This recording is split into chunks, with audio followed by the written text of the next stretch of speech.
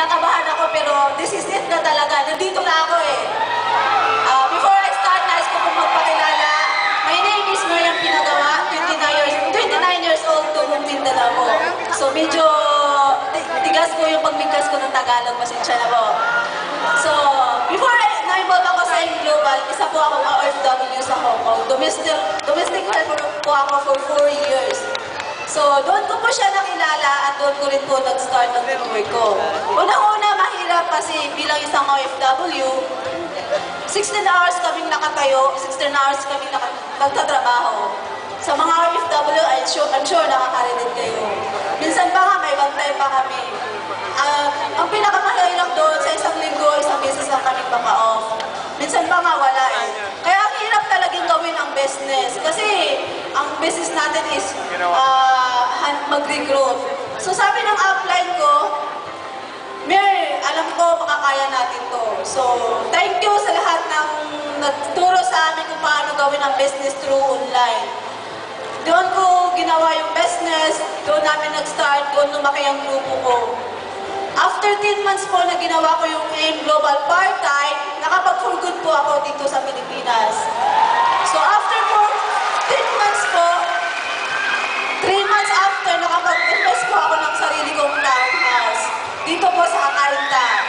Then sabay po noon, nakapagpagawa po ako ng bahay namin sa probinsya. Yung matatawag na bahay, hindi gogo. Kasi alam nyo naman po yung mga bahay sa probinsya.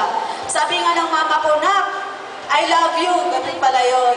Kasi sa buong place natin, tayo lang ang may pinakamagandang bahay. Dahil po yan sa AIM Global. Grabe guys. At ang pinakamasarap doon, kasi since international yung network namin, yung mga domestic helper po din, OFW na nasa sa ibang bansa, pinapadala sa amin yung pamilya nila. Nagtitiwala sila sa akin. Minsan na, nagpipayin ako, minsan naghumahawa ko ng pera, 200,000, 300,000, nakakatakot. Kasi wala pa po akong sasakit ng time na yun.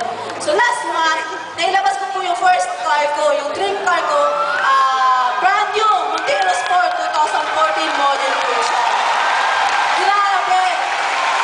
The best part po nito, ano po siya, wala po sa mga downline ko, 2 sa Hong Kong, isa sa Dubai, isa sa Lebanon, and Kuwait, ano pa yung isa, nakapag-for good na din po sila.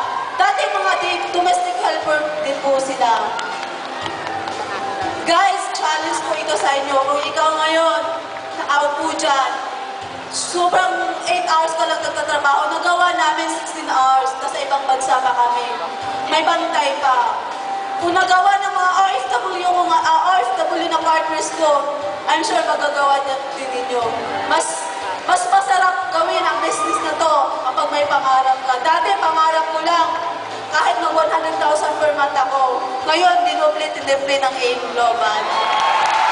Sa lahat-lahat ng uplines ko, sa ulo ng Alliance Unicorn International, ang Brian Tumada, isang ka mga inap, thank you so much sa walang sawang pagsuporta at pag-guide sa akin. Kay upline Norito Amel Jr., May Buksin, Fatima Balin, salamat po ng marami dahil na-share ninyo kung paano ang gagawin yung business na ito through online.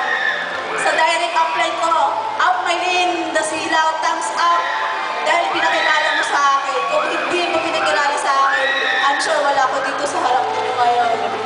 To the board of directors, Sir Adok Ed, thank you so much. Sir John, Sir Francis, salamat. Dahil kung wala ang AIM Global, hindi mababago. 260 degrees yung buhay ng pamilya ko.